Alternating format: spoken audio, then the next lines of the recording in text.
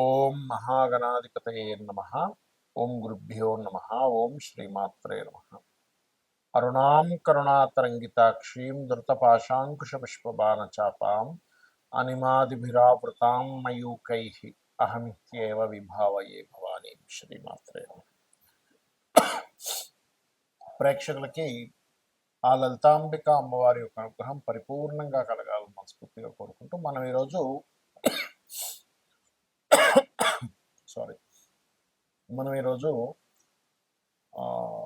ఇంట్లో ఎటువంటి మొక్కల్ని పెంచాలి, ఎటువంటి మొక్కలు అవాయిడ్ చేయాలి అని చెప్పి తీసుకునేటువంటి విషయం ఒకటి. అలాగే మీ యొక్క జన్మజాతక చక్ర రీత్యా మొక్కల్ని గనక మీరు ఎటువంటి మొక్కలు దానం ఇస్తే మంచిది, మీకు తెలిసిన ఫ్రెండ్స్ కనో, ఎందుకంటే ఇచ్చిన వాళ్ళకి మంచిది, తీసుకునే వారికి కూడా మంచిది ఆ మొక్కని రక్షిస్తున్నందుకు. కాబట్టి ఏ ఏ లగ్నాల వాళ్ళు ఇటువంటివి చేయాలి. అలాగే ఒక ఇల్లు కొనుక్కునేటప్పుడు కానీ, ఇంట్లో ఉండేటువంటి నిర్మాణ విషయాల్లో కానీ, ఇంట్లో ఉండేటువంటి వస్తువుల విషయంలో కూడా ఎటువంటి జాగ్రత్తలు తీసుకుంటే మీకు బాగుంటుంది అనే విషయాలు మనం తెలుసుకుందాం.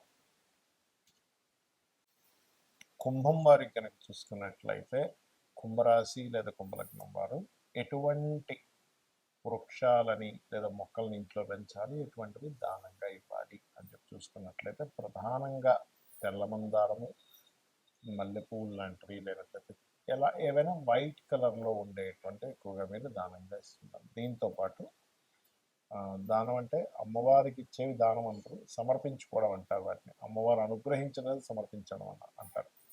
లేదు ఎవరికైనా ఇప్పుడు బయట వాళ్ళు ఉన్నారు, ఏమంటే మీ ఇంట్లో కొన్ని మొక్కలు కొన్ని పూలు తీసుకోవచ్చు అంటే చక్కగా ఇవ్వచ్చు వాళ్ళకి, దానిలో ఎటువంటి ఇబ్బంది లేదు. అలాగే మరొక విషయం ఏంటంటే, గోవులకి మరింత ఎక్కువ ప్రభావం ఉంది, ఎక్కువ ఇబ్బంది అవుతుంది. ముల్లంగి, అదేవిధంగా కీరా లాంటివి, లేనట్లయితే బియ్యపు పిండిలో కొంత బెల్లం కలిపి పెడుతూ ఉంటారు. వీటి వల్ల కూడా మీకు ఖచ్చితంగా సహజంగా ఏంటంటే కుంభం వారికి ఎక్కువగా పూర్వజన్మ కర్మ అనేటువంటిది 6వ స్థానాధిపతి చంద్రుడు అవుతాడు. కాబట్టి మానసిక వ్యధ రూపంలో వస్తూ ఉంటుంది. అంటే మానసికంగా కలిగేటువంటివి ఏవైతే ఉంటాయో అటువంటివి వీళ్ళని ఎక్కువగా ఇబ్బంది పెడుతూ ఉంటాయి. సో అది వీళ్ళని ఇబ్బంది పెట్టకుండా చూసుకునేటువంటి ఇది మీరు మెయిన్గా చూసుకుంటున్నారు. అలాగే మరొక విషయం ఏంటంటే, ఇక్కడ ఈ యొక్క కుంభం వారికి చంద్రుడు మరీ ఎక్కువ వీక్గా ఉన్నాడు అనుకోండి,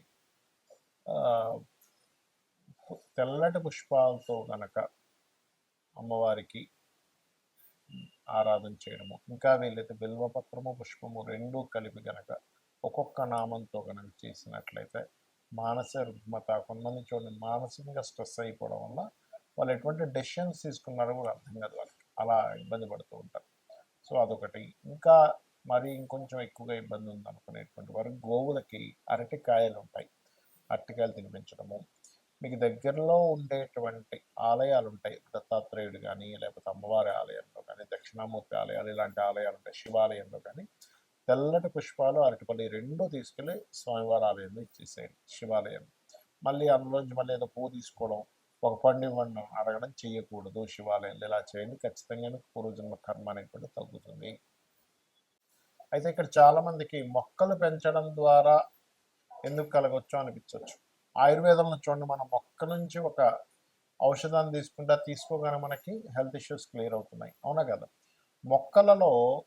మొక్కల్లో కానివ్వండి, లేనట్లయితే మనకి వృక్షాల్లో కానివ్వండి, కొన్ని మనకి బిల్వ వృక్షం ఉంది, లేనట్లయితే మనకి ఈ రావి చెట్టు, ఈ తులసి చెట్టును అయితే మనం అమ్మవారిగా భావిస్తూ ఉంటాం. అంటే ఏంటి, మొక్కలలో మరియు వృక్షాల్లో కానివ్వండి, చెట్లలో కానివ్వండి, కొంతమంది సిద్ధులు కూడా ఉంటారు అని చెప్తుంది శాస్త్రం. అంటే అవి ఏమీ ఎక్స్పెక్ట్ చేయకుండా కేవలం అది ఇవ్వడం వరకే చేస్తూ ఉంటాయి. అలాగే మరొక విషయం ఏంటంటే, సర్వసాధారణంగా అందరూ కూడా ఇంట్లో పెంచుకునేటువంటి మొక్కల్లో పాలు గారేటువంటి మొక్కలు అసలు పెంచకూడదు, గుర్తుపెట్టుకోండి. పాలు ఇచ్చేటువంటి మొక్కలు అస్సలు పెంచకండి. అలాగే ముళ్ళు ఎక్కువగా ఉన్నవి, అంటే గులాబీ మొక్కలకి ఎక్కువ ముళ్ళు ఉంటాయి, ఇంకొన్ని మొక్కలు ఉన్నాయి అలాంటివి కూడా ముళ్ళు ఎక్కువగా ఉంటాయి. ఎక్కువగా ముళ్ళు ఉండేవి ఎక్కువగా పెంచకూడదు. అంటే ఒక మొక్క పర్లేదు, ఒక గులాబీ మొక్క పెంచుకున్నాము నో ప్రాబ్లం, కానీ అదే పనిగా మొత్తం గులాబీలో పెంచేసుకొని ఎందుకు వద్దంటారు, ఎందుకు పాల వద్దంటారు, ఎందుకు మొక్కలు మనకి ముళ్ళున్న వద్దంటారు అంటే, చిన్నపిల్లలు ఉన్నారనుకోండి ఇంట్లో, అదేదో పువ్వు బాగుంది కదా దగ్గరికి వెళ్తాడు, ఏమవుతుంది, అక్కడ ఆ ముళ్ళు వాళ్ళ చిన్నపిల్లలు గుచ్చుకోవడం జరుగుతుంది. చాలా పెయిన్‌ఫుల్. మనం అంటే భరించగలం గానీ చిన్నపిల్లలు భరించలేరు. అలాగే పాలు గారేటి మొక్కల్లో ఒక్కోసారి గన్నేరు మొక్కలుంటాయి. పొరపాటున అదేదో చిన్నపిల్లలు నిజంగా పాలను కొని తీసుకొని నోట్లో పెట్టుకుంటే ప్రమాదం కాబట్టి మొ పాలుండేవి పెంచుకోకూడదు. ఇక మరొక విషయం ఏంటంటే ఇక్కడ మనం 6వ స్థానంలో ఏ గ్రహం ఉంటే ఆ గ్రహ సంబంధించిన మొక్క దానం ఇవ్వచ్చు. ఆ గ్రహ సంబంధించిన గోవుకి తినిపించొచ్చు అని చెప్పుకున్నాం. ఉదాహరణకి రవి ఉన్నాడనుకో గోవుకి గోధుమ రవ్వ తినిపించడము, మరియు వీలైతే ఎర్రటి పుష్పాలు వచ్చేటువంటి మొక్కల్ని దానంగా ఇవ్వడం కానీ పెంచుకోవడం కానీ చేయొచ్చు. అలాగే చంద్రుడు ఉన్నాడు అనుకోండి, తెల్లటి పుష్పాలు వచ్చేటువంటి మొక్కల్ని పెంచుకోవడం కానీ దానంగా ఇవ్వడం కానీ చేయొచ్చు. అలాగే బియ్యపు పిండిని గోవుకి తినిపించవచ్చు. ఇవన్నీ ఏంటంటే పూర్వజన్మ కర్మను తగ్గించేటువంటి ప్రాసెస్.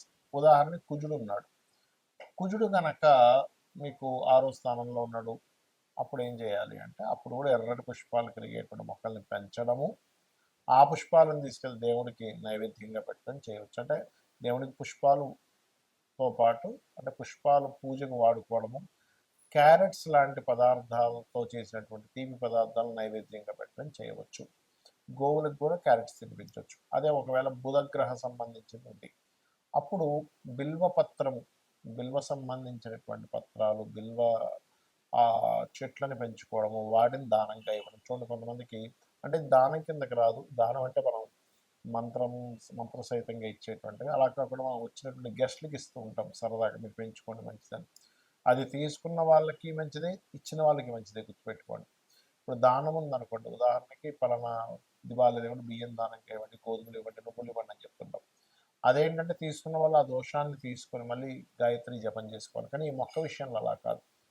వృక్షాలను మనం ఎంత రక్షిస్తూ ఉంటే అది వాతావరణాన్ని రక్షించడం ద్వారా, పర్యావరణాన్ని మనం తద్వారా మనం మంచి చేస్తున్నాం కాబట్టి ప్రకృతి మనకు మంచి చేస్తుంటుంది. ఎలా అంటే మనం చూడండి అంటుంటాం, ప్రకృతికి మనం ప్రకృతి మనకిస్తుంది, యూనివర్స్ మనకిస్తుంది అంటే యూనివర్స్ ఇవ్వడం అంటే ఏమీ లేదు. అక్కడ ఏంటంటే మీరు ప్రకృతికి మంచి చేసేటువంటి పని ఏదైతే చేస్తారో, మొక్కల్ని పెంచుకోవడం, మొక్కల్ని వేరే వాళ్ళకి ఇవ్వడం, తద్వారా ఆక్సిజన్ ఎప్పుడైతే పెరుగుతుందో సకల ప్రాణులకు ఆక్సిజన్ కావాలి బ్రతకాలంటే, తద్వారా మీకు మంచి ఇస్తుంది, మీకు ఉండేటువంటి దోషాలు తగ్గుతాయి. Because of natural 6th house అనేది బుధుడు యొక్క స్థానము. బుధుడు మొక్కలకు కారకుడు. అప్పుడు మొక్కలు పెంచడం ద్వారా, మొక్కలు దానంగా ఇవ్వడం ద్వారా, మొక్కల్ని 10 మందికి రక్షించడం ద్వారా 10 మందికి ఇచ్చి ఆ రకంగా మీరు మంచి ఫలితాలు వస్తాయి. అలాగే మనకు ఒక్కోసారి గురువు ఉన్నాడు పంచమంలో పాడైపోయి ఉన్నాడు అంటే ఎవరికి ఉంటాడు సర్వసాధారణంగా 6వ స్థానంలో, పంచమంలో కదా 6వ స్థానంలో, సింహలగ్నానికి గురువు 6లో ఉన్నాడు ఉదాహరణకి. అప్పుడు ఏం చేయాలి అంటే పసుపు రంగు పుష్పాలు వచ్చేటువంటి మొక్కల్ని దానంగా ఇవ్వడం కానీ పెంచడం కానీ చేస్తుంటారు. వాటిని తీసుకెళ్ళి అమ్మవారి దగ్గర, అయ్యవారి దగ్గర పూజకు వాడాలి. మరి అలాగే శుక్రుడు తెలుపు రంగు, అందులో తెలుపు రంగు పుష్పం ఏదైనా అనుకోండి, మల్లెపూలు అనుకోండి, లేకపోతే తెల్ల మందారం అనుకోండి, ఇలాగ చేయొచ్చు. అదేవిధంగా గోవులకు కూడా కాస్త ఈ తీపి చపాతీలు తినిపిస్తే కూడా అప్పుల బాధలు తగ్గుతాయని చెప్తుంది. మరియు అప్పుల బాధలు మరింత ఎక్కువగా ఉండేటువంటి వారు ఓం అపర్ణాయే నమః అనే మంత్రాన్ని చేయొచ్చు. ఇక శని ఏమిటంటే మరి శని ఉంటే అలాగా నలుపు పుష్పాలు ఉంటాయి, నీలవర్ణ పుష్పాలు ఉంటాయి అంటూ ఉంటారు. అలా కాదు, శని కనుక ఉన్నట్లయితే రావి చెట్టు మొదళ్లలో నీళ్లు వేయడం చాలా మంచిది. అలాగే నువ్వులు పూసేటువంటి కొన్ని మొక్కలు లాంటివి, అలాంటివి దానం ఇవ్వచ్చు. అలాంటివి మీరు పెంచుకొని వాటి ద్వారా కూడా మీరు అంటే వాటికి ప్రాణం వస్తున్నారుగా అది. ఇక రాహు అనుకోండి, ఇక్కడ ఏంటంటే గుమ్మడి పాదుని ఉంటుంది, గుమ్మడి పాదుని కనుక పెంచగలిగితే చాలా మంచిది రాహు. కేతు అయితే ఏంటంటే చిక్కుడు పాదులు అల్లుకునేటువంటివి ఏవైతే ఉంటాయో మనకి పాదుల్లాగా ఉండేవి కూడా మనకి చేయొచ్చు. ఈ రకంగా మీరు ఈ యొక్క మొక్కల్ని పెంచడం ద్వారా, మరొకరికి ఇవ్వడం ద్వారా ఖచ్చితంగా మీ యొక్క జీవితంలో ప్రకృతి మీకు సహకరించి తీరుతుందో లేటువంటి సందేహం లేదు. శ్రీమాత్రే నమః.